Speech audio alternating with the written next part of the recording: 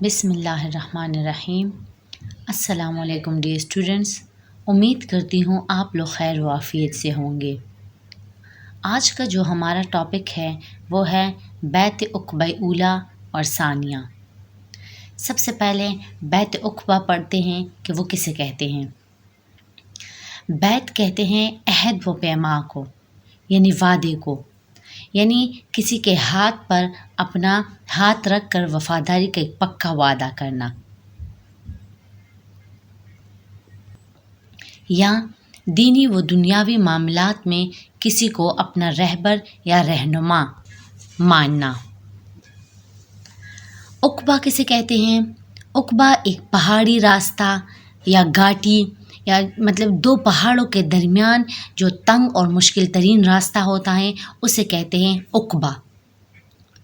یہ وہ جگہ ہے، یہ عقبہ، جہاں مکہ کے قریب عقبہ کے مقام پر مدینہ کے لوگوں کا نبی اکرم صلی اللہ علیہ وآلہ وسلم کی حفاظت اور حمایت کا عہد کرنا، یعنی وعدہ کرنا۔ یہ وہ جگہ ہیں جہاں پر لوگوں نے نبی اکرم صلی اللہ علیہ وسلم کی حفاظت اور ایک حمایت کا وعدہ کیا تھا۔ مدینہ کے لوگوں کا نبی اکرم صلی اللہ علیہ وسلم کی حفاظت اور حمایت کا عہد کرنا۔ یہ عقبہ جو ہے یہ مسجد حرام سے تقریباً 5 یا 7 کلومیٹر کے فاصلے پر منی کے آغاز میں واقع ہے۔ منی کے آغاز میں واقع ہے۔ اب منی کیا ہے؟ منی یہ مکہ میں ایک مقدس ترین وادی ہے، جہاں حج کے دنوں میں حجاج جو ہے وہ یہاں قیام کرتے ہیں۔ یہاں پر وہ رمی جمرات کرتے ہیں، وہ پتھر پھینکتے ہیں، وہ شیطان پر قربانی کرتے ہیں اور سر منڈواتے ہیں۔ تو یہ وہ جگہ ہیں جہاں حجاج قیام کرتے ہیں، اور یہ مکہ کی ایک مقدس ترین وادی ہے۔ تو بیعت عقبہ کا کیا مطلب ہوا کہ مکہ کے قریب عقبہ کے مقام پر مدینہ کے لوگوں کا نبی اکرم صلی اللہ علیہ وآلہ وسلم کی حفاظت اور حمایت کا عہد کرنا، وعدہ کرنا۔ یعنی مدینہ سے کچھ لوگ جو تھے وہ مکہ آئے تھے، اور یہاں پر انہوں نے نبی کریم صلی اللہ علیہ وآلہ وسلم سے ملاقات کی تھی۔ نبی اکرم صلی اللہ علیہ وسلم نے ان کو اسلام کی دعوت دی تھی اور انہوں نے قبول کر لیا تھا۔ اب اولیٰ ہے اور ثانیہ ہے۔ اولیٰ مین پہلا اور ثانیہ مین دوسرا۔ اب پہلی دفعہ بیعت کب ہوئی تھی اور دوسری دفعہ بیعت کب ہوئی تھی وہ پڑھتے ہیں۔ یہ نبوت کا 11واں سال تھا، نبوت کا 11واں سال تھا۔ تو مدینہ کے کچھ لوگ جو تھے وہ حج کرنے کے لیے مکہ آئے ہوئے تھے۔ کچھ لوگ حج کرنے کے لیے مکہ آئے ہوئے تھے، تو ان کا تعلق جو تھا وہ قبیلہ خزرج سے تھا۔ یہ اوس اور خزرج، یہ مدینہ کے انصار کے 2 بڑے قبائل تھے۔ ایک کا نام تھا اوس اور ایک کا نام تھا خزرج۔ تو یہ نبوت کے 11ویں سال کچھ لوگ جو تھے ان میں تقریباً 6 لوگ تھے، 6 لوگ تھے، وہ یہ 6 لوگ حج کرنے کے لیے مکہ آئے ہوئے تھے۔ تو ان کی ملاقات نبی اکرم صلی اللہ علیہ وآلہ وسلم سے ہوئی۔ تو نبی اکرم صلی اللہ علیہ وسلم نے ان 6 لوگوں کو اسلام کی دعوت دی، جسے ان لوگوں نے قبول کر لیا، اور پھر حج کرنے کے بعد جب یہ لوگ واپس مدینہ چلے گئے تو وہاں جا کر پھر باقی لوگوں کو ان لوگوں نے اسلام کی دعوت دی۔ اچھا، پھر نبوت کا جو 12واں سال تھا تو یہاں سے بیعت عقبہ اولیٰ سٹارٹ ہوتا ہے۔ نبوت کا 12واں سال تھا، تو اب اس سال یہ 12ویں سال جو ہے مدینہ سے 12 لوگ حج کرنے کے لیے آئے تھے۔ 11ویں سال 6 لوگ آئے تھے اور ان کا تعلق قبیلہ خزرج سے تھا۔ اب اس دفعہ 12 لوگ آئے تھے، 12 لوگ مکہ آئے ہوئے تھے حج کرنے کے لیے، اور انہوں نے نبی اکرم صلی اللہ علیہ وآلہ وسلم سے منی کی گھاٹی میں قیام کیا۔ جیسا کہ ہم نے اوپر پڑھا کہ منی کسے کہتے ہیں، یہ ایک مقدس وادی ہے۔ تو منی کی گھاٹی میں ان لوگوں نے وہاں پر ملاقات کی، یعنی دو پہاڑوں کے بیچ میں جو تنگ اور مشکل ترین راستہ ہے اس کو گھاٹی کہتے ہیں، عقبہ کہتے ہیں۔ تو منی کی گھاٹی میں ان 12 لوگوں کی ملاقات نبی اکرم صلی اللہ علیہ وسلم سے ہو گئی۔ نبی اکرم صلی اللہ علیہ وآلہ وسلم نے ان لوگوں کو اسلام کی دعوت دی۔ جب دعوت دی تو اور ان لوگوں نے قبول کر لیا، تو نبی اکرم صلی اللہ علیہ وسلم نے ان لوگوں سے پھر ایک بیعت لی ان کے ساتھ، ان کی کچھ شرائط تھی اس بیعت کی، کہ مطلب آپ لوگوں نے تو میرے ہاتھ پر اسلام قبول کر لیا، میں نے آپ کو دعوت دی، آپ لوگوں نے قبول کر لیا، اب اس کے کچھ شرائط ہے اس بیعت کے۔ وہ شرائط کیا ہیں کہ وہ لوگ جو ہے وہ اللہ تعالیٰ کے ساتھ کسی کو شریک نہیں ٹھہرائیں گے، وہ چوری نہیں کریں گے، وہ کسی پر بہتان نہیں لگائیں گے، وہ اپنی اولاد کو قتل نہیں کریں گے، ہر حال میں نبی اکرم صلی اللہ علیہ وآلہ وسلم کی اطاعت کریں گے۔ کیا کیا چیزیں تھیں؟ اللہ تعالیٰ کے ساتھ کسی کو شریک نہیں ٹھہرائیں گے، چوری نہیں کریں گے، بہتان نہیں لگائیں گے کسی پر، اپنی اولاد کو قتل نہیں کریں گے، اور ہر حال میں نبی اکرم صلی اللہ علیہ وآلہ وسلم کی اطاعت کریں گے۔ پھر نبی اکرم صلی اللہ علیہ وسلم نے ان لوگوں سے فرمایا، نبی اکرم صلی اللہ علیہ وسلم نے فرمایا کہ تم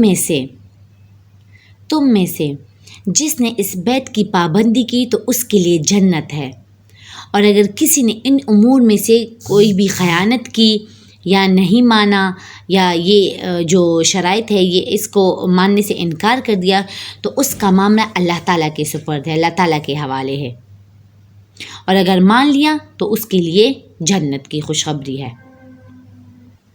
اچھا، یہ جو 12 لوگ تھے ان میں سے چند لوگ قبیلے اوس کے تھے، اور چند لوگ جو تھے وہ قبیلے خزرج سے تھے۔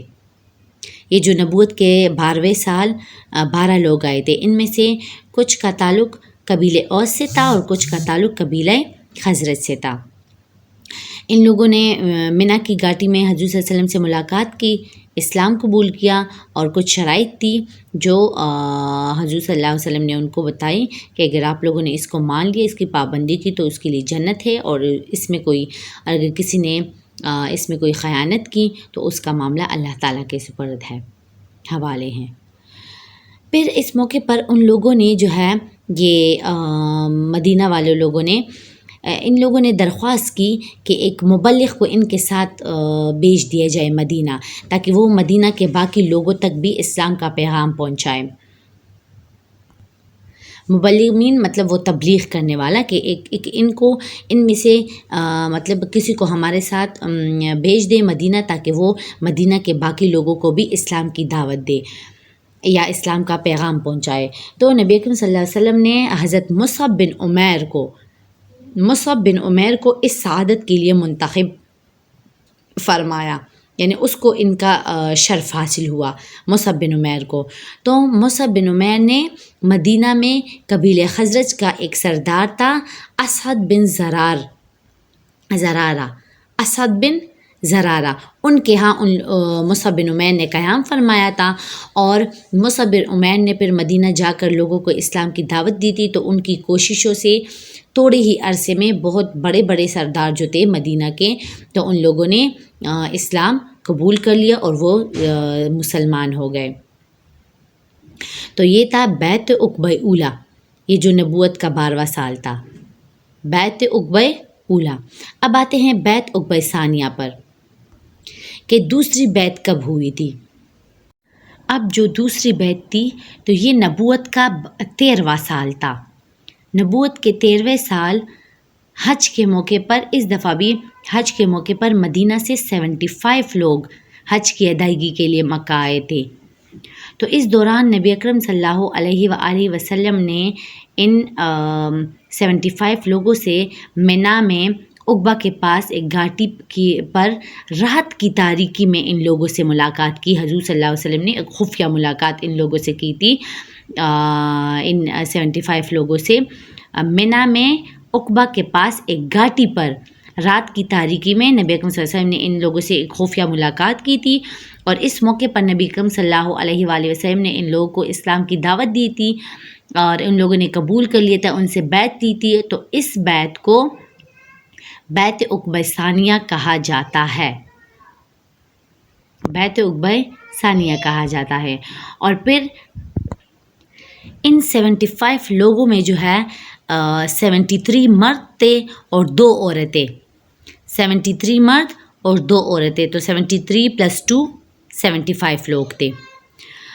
اب جب حضور صلی اللہ علیہ وسلم نے ان کو اسلام کی دعوت دی، ان لوگوں نے قبول کر لیا، اس کے بعد ان لوگوں نے حضور صلی اللہ علیہ وسلم کو مدینہ آنے کی دعوت دی کہ آپ مدینہ تشریف لے آئے اور وہاں پر آپ جو ہے لوگوں کو اسلام کی دعوت دے۔ تو اس ملاقات میں نبی اکرم صلی اللہ علیہ وسلم نے ان سے بیعت لی تھی، بیعت لی اور ان کے ساتھ ایک وعدہ کیا ان لوگوں کے ساتھ کہ وہ ہمیشہ نیکی کا حکم دیں گے اور برائی سے روکیں گے، اللہ کی راہ میں اٹھ کھڑے ہوں گے، اور اس معاملے میں کسی قسم کی جو بھی معاملہ آئے گا اس معاملے کو آپ لوگ خاطر میں یا مسئلے مسائل کو خاطر میں نہیں لائیں گے۔ جب نبی کریم صلی اللہ علیہ وسلم ان کے پاس مدینہ تشریف لائیں گے تو وہ ہر حال میں حضور صلی اللہ علیہ وسلم کی مدد کریں گے، اور جس چیز سے وہ اپنی جان اور اپنے بچوں کی حفاظت کرتے ہیں اسی طرح وہ حضور صلی اللہ علیہ وسلم کی بھی حفاظت کریں گے، اور ہر حال میں نبی اکرم صلی اللہ علیہ وسلم کی اطاعت کریں گے۔ یہ ان کی شرائط تھی کہ مطلب ان سے ایک وعدہ لیا نا کہ وہ ہمیشہ نیکی کا حکم دیں گے، برائی سے روکیں گے، اللہ کی راہ میں اٹھ کھڑے ہوں گے، کسی معاملے کو خاطر میں نہیں لائیں گے، مسئلے مسائل کو۔ اور نبی اکرم صلی اللہ علیہ وسلم جب ان کے پاس جائیں گے تو وہ حضور صلی اللہ علیہ وسلم کی مدد کریں گے اور ان کی اطاعت کریں گے۔ پھر ان لوگوں نے جو ہے یہ بیعت جب ہوئی تو بیعت لینے کے بعد آپ صلی اللہ علیہ وسلم نے ان میں سے 12 لوگوں کا یعنی ان لوگوں نے حضور صلی اللہ علیہ وسلم سے مطالبہ کیا کہ ہمارے مطلب ایک سردار منتخب فرمائے۔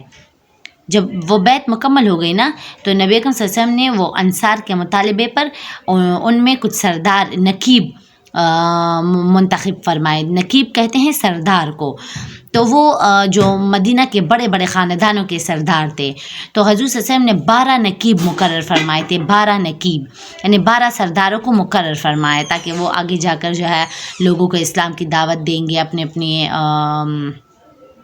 لوگوں کو۔ تو وہ جو 12 نقیب تھے ان میں سے تو ان 12 نقیب میں سے جو 9 نقیب تھے، 9 سردار تھے، وہ قبیلہ خزرج کے تھے، اور 3 جو تھے وہ قبیلہ اوس کے تھے۔ جیسے کہ میں نے اوپر آپ کو بتایا کہ وہ تھے جو لوگ آئے تھے اسلام قبول کیا تھا ان لوگوں نے حج کے موقع پر، تو وہ ان میں سے کچھ کا تعلق قبیلہ خزرج سے تھا اور کچھ کا تعلق قبیلہ اوس سے تھا۔ تو انصار کے مطالبے پر حضور صلی اللہ علیہ وسلم نے 12 سردار منتخب فرمائے تھے، ان میں سے جو 9 تھے وہ قبیلہ خزرج سے تعلق رکھتے تھے اور 3 قبیلہ اوس سے تعلق رکھتے تھے۔ بیعت عقبہ کے نتائج ہیں کہ یہ بیعت جو ہے یہ ایک عظیم اسلامی انقلاب کی بنیاد بنی، مسلمانوں کے لیے مدینہ کی طرف سے ہجرت کی راہ ہموار ہوئی، مدینہ میں رہنے والے قبائل کی جو صدیوں پرانی دشمنی تھی ان کا خاتمہ ہو گیا، یہودیوں کی جو سیاسی یا مذہبی یا معاشی دخل اندازی تھی ان کا خاتمہ ہو گیا، اور مدینہ میں ایک اسلامی ریاست کی بنیاد رکھی گئی۔